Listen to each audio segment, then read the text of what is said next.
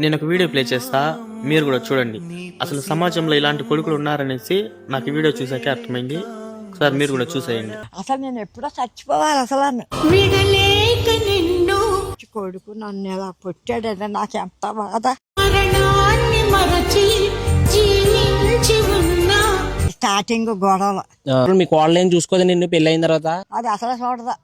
డబ్బులు బంగారం గురించి పోనీ ఇచ్చేస్తే నేను వెళ్ళిపోతానా.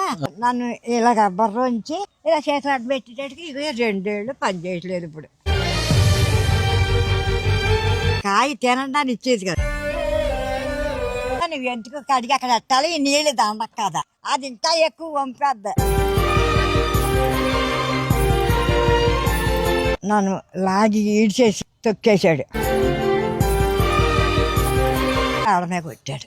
తల్లి పేగు చూడు ఎలా తల్లడిల్లిపోయేనయ్యా, రేపో ఇక్కడ ఈడ్చేయటం ఇక్కడ నుంచి. నన్ను కన్న తండ్రి ఎలా. నేను ఇస్తాను డబ్బులు. బ్యాగ్ అక్కడ ఎత్తేసి కొవ్వి నుంచి వస్తుంది బిర్జి, పెద్ద బిర్జి పడదామని వెళ్ళిన అబ్బాయి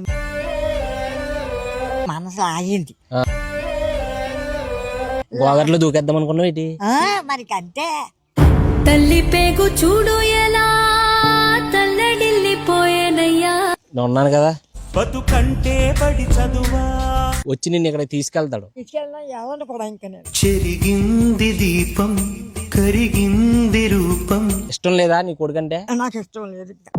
మనసు ఇరిగిపోయింది అబ్బా. ఈ మాట అక్కడికి అందుతుందా? నేను వచ్చే పరిస్థితి లేదని చెప్పేస్తా. తల్లిదండ్రుల్ని ఇంట్లోంచి కొట్టేసి ఈడ్చేసి ఉన్నాళ్ళతో కొడుకే వద్దు నాకు. తల్లి కళ్ళలో పొంగే గంగతో